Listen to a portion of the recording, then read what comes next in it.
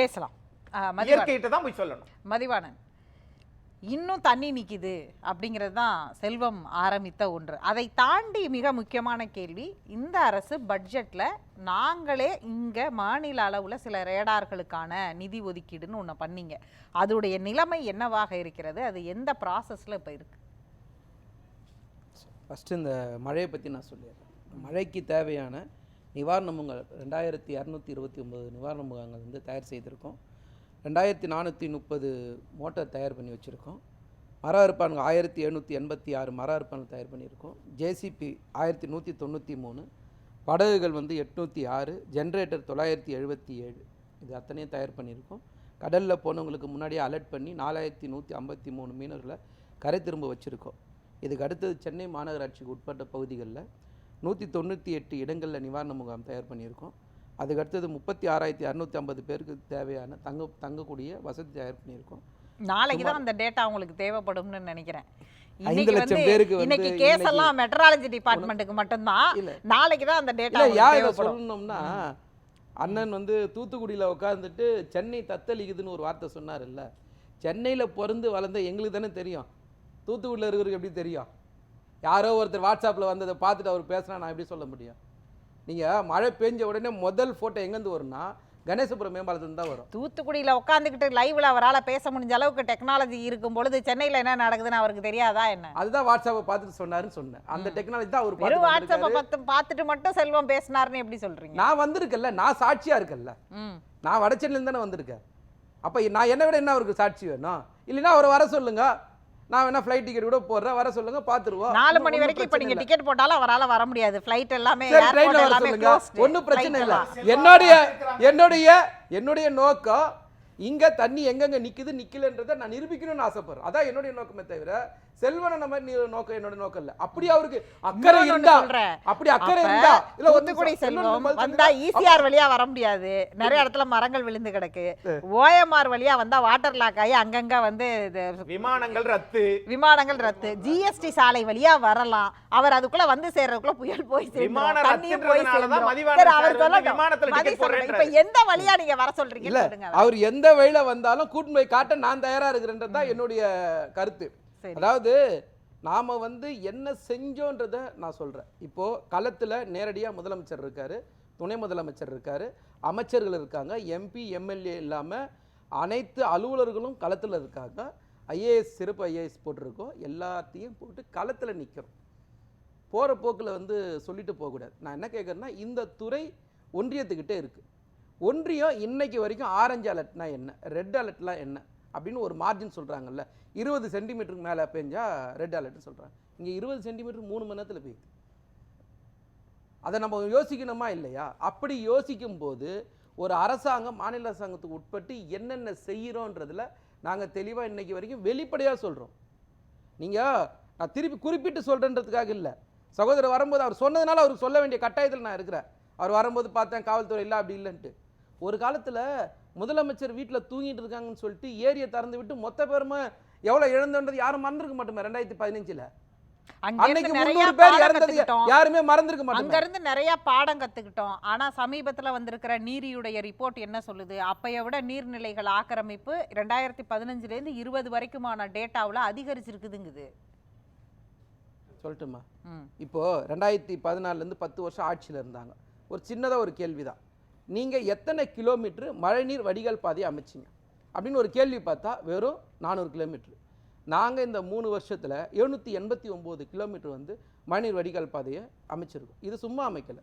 ஒரு ஓய்வு பெற்ற ஐஏஎஸ் திருப்பூர் ஐஏஎஸ் தலைமையில் ஒரு குழு அமைச்சு அவங்க கொடுத்த டேட்டாவோட அடிப்படையில் இன்னைக்கு கொசசால் ஆறு வழியாக போகுதுன்னு சொன்னால் அந்த பாதையை சும்மா 679 கிலோமீட்டர் வந்து மெயின்டெனன்ஸ் பண்ணியிருக்கிறோமா இல்லையா? அதை பார்க்கணுமா இல்லையா? வேலையே செய்யலன்னு பொத்தா பொதுவாக சொல்லக்கூடாது இல்லை. சகோதரர் சொன்னாரு. ஆனா இருந்த அக்னி அமைதியா இருக்கு. அக்னி பேசும்போது அமைதியா தானே இருந்த. ஏன் நீங்க வந்து குறுக்க வரீங்க? இருங்க நான் பேசிடுறேன், அதுக்கப்புறம் நீங்க குறுக்கிடுங்க. நான் அதாவது சகோதரர் வந்தேன், வரவழியில் எங்கேயுமே வந்து ஆள் இல்லை அப்படின்னு சொன்னாரு. நானும் அதே பாதையில் தானே வந்தேன். நான் மட்டும் எப்படி வந்தேன்? நான் எந்த வழியில வந்தேன் தெரியா? இவருக்கு தெரியும். அதாவது இவரா ஒரு கற்பனையில இருந்தா நான் பார்க்க முடியாது. நான் எந்த வழியில வந்தேன் எனக்கு தானே தெரியும். சென்ட்ரல் வழியா வந்து இவரு எப்படி சொல்லுவாரு? நான் டேட்டா சொல்லணும்னு ஆசைப்படுறேன். இப்போ கூட நான் நேப்பியார் பாலத்துக்கு போனேன். முகத்வாரங்களில் வந்து அங்கே இந்த மண் வந்து அரிச்சிட்டு தான் இருக்காங்க. இப்பயும் அங்கே வச்சு அந்த வேலையெல்லாம் செஞ்சுக்கிட்டு தான் இருக்காங்க. ஆனால் என்ன கேள்வினா, இந்த வேலை வந்து 365 நாளாக நடந்துக்கிட்டே இருக்குது. இப்போ நீங்கள் போனீங்கன்னா கேகே நகரில் 2 பக்கம் ஒரு வழியையுமே மறித்து வெட்டி வேலை நடந்துக்கிட்டு இருக்கு. ஆனால் இந்த வேலை நடந்துக்கிட்டே இருக்கு, இது எப்போ முடியும் அப்படின்னு ஒரு கேள்வி இருக்குல்ல. ஒரு பக்கம் நாம் ஒரு ஃபேஸை முடிச்சுட்டு அடுத்த ஃபேஸுக்கு நகர்றோன்னு ஒரு டேட்டா, இன்னொரு பக்கம் முடிஞ்ச ஃபேஸில் திரும்ப வேலை நடந்துக்கிட்டே இருக்கு. இது ஏன் நடக்குது? அப்ப என்ன சிக்கல் இருக்கு அதை சரி செய்யறதுல? சிக்கல் இல்லை. அதாவது என்னன்னா 2015 என்ன சொன்னாங்கன்னா, அன்னைக்கு வந்து 20 சென்டிமீட்டர் மழை வந்து பெரிய மழை அப்படின்னு சொன்னாங்க. உடனே என்ன சொன்னாங்க, ஒரு ஐஏஎஸ் குழு போடுறோம், அதுக்கு வந்து அவங்க ஒரு டேட்டா சொல்றாங்க. ஸோ அந்த 20 சென்டிமீட்டர் மழையை தாங்கக்கூடிய அளவுக்கு ஒரு கட்டமைப்பு உருவாக்குறோம். திரும்ப 2021, 22க்கு அப்புறம் திரும்ப மழையோட அளவு பார்த்தீங்கன்னா நீங்கள் சொல்ற மாதிரி குளோபலைஸாக இது வந்து மாறி போச்சு, கால தட்பவெப்பநிலை மாறி போனதுனால மழையோட அளவு அதிகமாகுது. ஸோ திரும்ப மழையோட அளவு அதிகமாகும் போது நாங்கள் திரும்பவும் பாதையை திரும்ப கண்டுபிடிக்க வேண்டியதாக இருக்குது. ஸோ மழை திரும்ப எங்கெல்லாம் அதிகப்படியான மழை பெஞ்சால் எங்கே நிற்கும், ஸோ அப்போ அதுக்காக என்ன வேலை செய்யணும் அப்படின்னு செய்கிறோம். அதே நேரத்தில் சென்னை மண்டலத்தில் வளர்ச்சி திட்டங்களை நீங்கள் பார்க்கணும். இங்கே இருக்கிற மெட்ரோ ரயில் பாதைகள் இருக்குது, அதுக்கப்புறம் புது புது பிரிட்ஜஸ் இருக்குது, ரோடு எக்ஸ்டென்ஷன் இருக்குது. எல்லாம் சொன்ன இதுக்கு ஒரு உதாரணம் மட்டும் சொல்கிறேன். ஜிஎன் செட்டி ரோடு பிரிட்ஜுக்கு கீழே முன்னாடியெல்லாம் தண்ணி நிற்கும். ஆனால் அதன் பிறகு 2021 வந்ததுக்கு நீங்கள் ஆட்சிக்கு வந்து அந்த இடத்த ஃபஸ்ட்டு சரி பண்ணீங்க. அதுக்கப்புறம் வந்த ஒரு மழையில் தண்ணி இல்லை. ஆனால் இப்போ மழை பெஞ்சா அங்கே தண்ணி நிற்கிது. இதை எப்படி புரிஞ்சுக்கணும்? மழையோட அளவு தான் பிரச்சனை. இதை சொல்கிற ஒன்றிய அரசு தெளிவாக சொல்லணும், இந்த அளவுக்கு மழை பெய்யும்ன்ட்டு. ஆனால் சொல்கிறது இல்லை. நாங்களே எங்கள் எல்லாத்தையும் நாங்களே பார்க்கணும். சரி, நாங்களே பார்க்குறோம், நிதி கொடுப்பீங்களா? கொடுக்க மாட்டீங்க. நீங்கள் இந்த பட்ஜெட்டில் மட்டும் பாருங்களேன். இப்போ அஸ்ஸாம், இமாச்சல பிரதேசம், உத்தரகாண்ட் 11,500 கோடி வந்து பட்ஜெட்ல ஒதுக்கப்பட்டது நிதி. நீங்க பேசும்போது அமைதியா இருந்த உங்களுக்கு என்ன பிரச்சனை? ஒரு நிமிஷம் இருங்க, வர. ஏன் ஏதாவது ஒரு உண்மையா சொன்னா உடனே ஆட்டத்தை கலைக்க கூடாது. இந்த பாருங்க, நான் சொல்றது உண்மை, நீங்க பேசுறது பொய். தயவு செய்து தூத்துக்குடியில இருந்துட்டு சென்னையை பத்தி தப்பா பேசாதீங்க. சென்னைக்கு வந்துட்டு சென்னையை பத்தி பேசுங்க. நான் ஒரு புள்ளிவரத்தை சொன்னா இருக்கா இல்லையா அதை பேசுங்க. நான் நேர தரேன். இல்ல இப்ப நான் சொன்ன புள்ளிவர தப்புன்னு சொல்ல போறாரா? நிதி ஒதுக்கலையா? நீங்க பாதிக்கப்படுறோம். நாடாளுமன்றத்தை முடக்கி கேள்வி கேட்கும் போது இது வரைக்கும் நான் கேட்கிறேன், தமிழ்நாடு அரசு ஒவ்வொரு காலகட்டங்கள்லையும் அது வந்து வர்தா புயலா இருக்கட்டும், ஒகே புயலா இருக்கட்டும், இல்லைன்னா வந்து நிஜா புயலாக இருக்கட்டும், இல்லை புரவி புயலாக இருக்கட்டும், எல்லா புயலும் வந்து நிதி கேட்டமே எவ்வளோ குத்திங்க? நாங்கள் கேட்டது எவ்வளோ? அதாவது அதிமுக ஆட்சியோட சேர்த்தே சொல்கிறேன், 1,27,655 கோடி நிதி கேட்டால் இவங்க வந்து கொடுக்குற நிதி எவ்வளோ? 5,854 கோடி, வெறும் 4.61% தான் கொடுக்குறீங்க. மீதி நிதியை யார் கொடுக்குறது? நாங்கள் சகோதரர் கூட சொன்னார், அதாவது வரி கட்ட மாட்டோன்னு சொன்னால் சும்மா விட்டுறீங்களான்ட்டு. கட்டுற வரி மொத்தத்தையும் எடுத்துன்னு போயிடுறீங்களே. எங்ககிட்ட இருந்த மொத்த உரிமையை நீங்கள் பறிச்சிட்டிங்களா இல்லையா? அப்போ ஒரு பாதிப்புன்னு வரும்போது நிதி கேட்டால் மட்டும் ஏன் கொடுக்க மாட்டீங்க? அதை ஏன் செல்வண்ணன் பேச மாட்டாரு? அண்ணனும் தமிழ்நாட்டில் தானே இருக்காரு, உத்தரப்பிரதேசில் இல்லை. தமிழ்நாட்டில் யார் பாதிக்கப்படுறா அண்ணனுக்கு ஒரு பொறுப்பு இருக்கா இல்லையா? ஏன் பிஜேபி கிட்ட சொல்லி மோடி கிட்ட சொல்லி அந்த நிதியை கேட்டு வாங்கி தர மாட்டாரு? நாங்க என்ன கேக்குறோம், எங்களுக்கு தனி சுற்றி வரும்போது நீங்க இந்த கேள்வியை வைக்கிறீங்களா? இது இப்ப அடுத்த ஒரு வாரத்துக்கு இந்த கேள்வியை தான் கேட்க போறோம். அதுதான் நீங்க பேச போறீங்க. அவங்கள்ட்ட அந்த கேள்வியை கேட்க போறோம். அவங்க அதுக்கு ஒரு பதில் வச்சிருப்பாங்க. சரி, இல்ல போன முறை மழையின் போதும் இதே மாதிரி அவர்கள் நிதி கேட்டார்கள், நிதி கொடுக்கப்படவே இல்லை. இப்ப ஒவ்வொரு முறையும் ஒரு பெரிய பேரிடரை, அதுவும் வந்து சென்னை உங்களுக்கு வந்து கடற்கரையோரம் ஈஸ்ட் கோஸ்ட் ஏரியா முழுவதும் பொழுது மிகப்பெரிய அளவில் அடி வாங்குது. ஒவ்வொரு முறையும் இந்த பிரச்சனை வருது. பேரிடர் காலங்களில் பேரிடர்களால் ஏற்படக்கூடிய இழப்புக்கான நிவாரண நிதி கேட்டு கடந்த காலங்களில் கேட்ட நிதி ஆய்வுக்கு ஒரு குழு வருது, ஆய்வு ரிப்போர்ட் சமர்ப்பிக்கப்படுது, அதுக்கப்புறம் கேட்குற அமௌண்ட் வந்த பாடே இல்லை. இப்போ அடுத்த மழை அடுத்த புயலுக்கு தயாராயாச்சு. இப்போ இதுக்கும் திரும்ப கேட்போம், இதுவும் திரும்ப வந்து அப்படியே இருக்க போகிறது. அவங்க உங்களை குறை சொல்லுவாங்க, நீங்கள் வந்து அவங்க இதை செய்யலை அதை செய்யலைன்னு சொல்லுவீங்க. ஒரு வாரம் இது பேசு பொருளாக இருக்கும். இதுக்கு எப்போதான் சார் எண்டு காடு?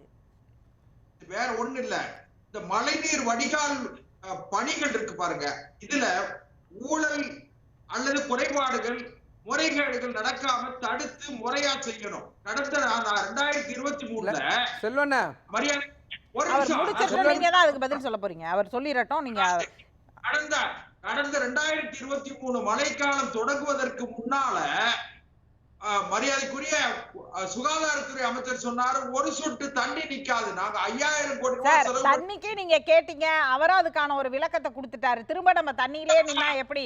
தண்ணியை தாண்டி அந்த தண்ணியினால ஏற்படுற இழப்புக்கு காசு கொடுக்கணும்ல. சகோதரி, ஒரே ஒரு விஷயம் கேட்டீங்கன்னா, இவங்க எந்த திட்டத்தையும் முறையாக செய்யறது இல்ல. எல்லா திட்டத்திலும் முறைகேடுகள். நிதி ஒதுக்குற மாநில அரசு, மத்திய அரசு,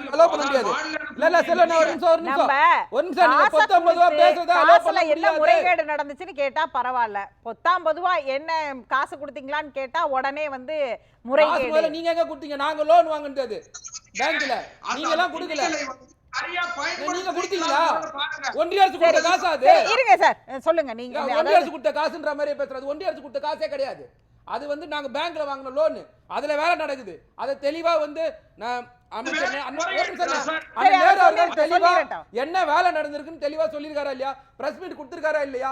என்ன இவர் படிக்காம வந்துட்டு சொன்னா என்ன சொல்ல முடியும்? 19 அவர் படிக்காம சொல்றாருன்னு எப்படி நம்ம சொல்ல முடியும்? இப்போ பிரஸ் மீட்ல வெளிப்படையா சொன்னாரா இல்லையா? அதான் சிம்பிளா ஒரே கேள்விதான். அதை நீங்க பார்க்காம வந்து பேசினா என்ன பண்ண முடியும்? எத்தனை ஆயிரம் கோடி வந்திருக்கு, எவ்வளவு செலவு பண்ணிருக்கோன்னு இப்ப நான் சொன்னேன். எத்தனை கிலோமீட்டர் வேலை நடந்திருக்குன்னு சொல்லிட்டு அதில் எவ்வளோ மெயின்டெனன்ஸ் பண்ணுற நான் சொன்னேன். இப்போ அண்ணா அதையே காதில் வாங்காம திரும்ப அதையே பேசுறாரு. அண்ணா ஒரு நிமிஷம், முதல்ல சென்னையில் எத்தனை கிலோமீட்டருக்கு அது வேலை நடக்குது புரியுதுங்களா? 1858 மதிவாணன், அது எப்ப முடியும்? நான் அதை தான் சொன்னேன்ல, முதல் சுற்றுல 20 சென்டிமீட்டருக்கு மழை வேலை நடக்குது. அதுக்கடுத்து வந்தா 44 சென்டிமீட்டர் மழை பெய்யுது. அப்ப 44 சென்டிமீட்டருக்கு வேலை செய்யணுமா இல்லையா? அப்ப 20 சென்டிமீட்டருக்கு அதைத்தான் முதலமைச்சர் உட்பட எல்லாரும் சொன்னாங்க. ரெட் அலர்ட் சொல்லப்படுற 20 சென்டிமீட்டர் மழை வந்தா அதை வெளியேற்றத்துக்கு நாங்க தயாரா வேலை செஞ்சு வச்சிருக்கோம். ஆனா 44 சென்டிமீட்டர் மழை பெஞ்சது. இதை பார்த்தோமா இல்லையா? அப்ப 20 சென்டிமீட்டருக்கு போக வேண்டிய வாய்க்கால்ல எப்படி 40 சென்டிமீட்டர் மழை தண்ணி போவோம்? அப்ப திரும்ப நம்ம வேலை செய்யணும். அதுதான் பிரச்சனை. இப்ப 44 செஞ்சா திரும்ப இந்த ஆண்டு திரும்ப மழை அதிகம்னு சொல்றாங்க. அப்ப திரும்ப மழை அதிகமா வரும்போது திரும்ப வேலை செய்து தானே ஆகணும். நாங்க இவங்கள மாதிரி கை தூக்கிட்டு போக முடியாது. இவங்க எதை கேட்டாலும் கை தூக்கிட்டு போயிடுவாங்க. பணம் கொடுக்குறேன்னு சொன்ன எந்த நிதி கொடுத்தாங்க இவங்க? நான் 2014 தானே சொல்றேன். தமிழக அரசு கேட்டது இவ்வளவு நிதி, நீங்க எங்க கொடுத்தீங்கன்னு கேள்வி கேட்டேன். அதுக்கு அவர் பதில் சொல்ல முடியுது அவரால? அவரை சொல்லுங்க பாப்போம். இந்த புயலுக்கு அதாவது இந்த கடந்த ஆண்டு இதே மாதிரியான புயல் நிவாரண நிதி நாம் கேட்டபோது அந்த தூத்துக்குடி பெருவெள்ளம் வந்தது இல்லையா? இதே டிசம்பர் மாதம் வந்தபோது அப்போ உள்துறை அமைச்சருடைய பேஜில் இருக்கிற ட்வீட் என்னன்னா, அப்போ வந்து அவங்க 964 + ஒரு 650ன்னு அவங்க அட்வான்ஸாக அந்த பேரிடர் இழப்புலேருந்து கூட ஒதுக்குனாங்க. அப்போ அவங்க ஒதுக்குன அமௌண்ட்டில் அவங்க சொன்னது வந்து இந்த இரிகேஷன் ப்ராஜெக்டுடைய ஃபர்ஸ்ட் ஃபேஸுக்குன்னு ஒரு அமௌண்ட் கொடுக்குறோன்னு சொன்னாங்க. அதுக்கு அடுத்தடுத்த கட்ட அமௌண்ட் எல்லாம் வந்துருச்சா? வரலன்றது தானே தெளிவாக சொல்லியிருக்கிறோம். நீங்கள் ஒரு விஷயத்தை உணரணும்.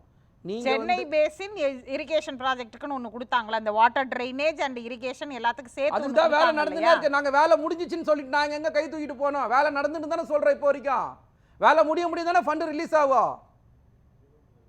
ஸோ நாங்கள் கேட்கறது வெள்ள நிவாரண நிதின்னு ஒன்று கேட்குறோம். நீங்கள் குழு அமைச்சேன்னு சொல்கிறீங்கல்ல, அது எந்த நிதி? அது மாநில அரசும் ஒன்றிய அரசும் போட்டு வைக்கிற நிதி. அந்த நிதி அந்த நிதியிலேருந்து தான் நிதி கொடுத்துருக்கீங்களே தவிர வேற என்ன நிதியை கொடுத்தாங்க அவங்க?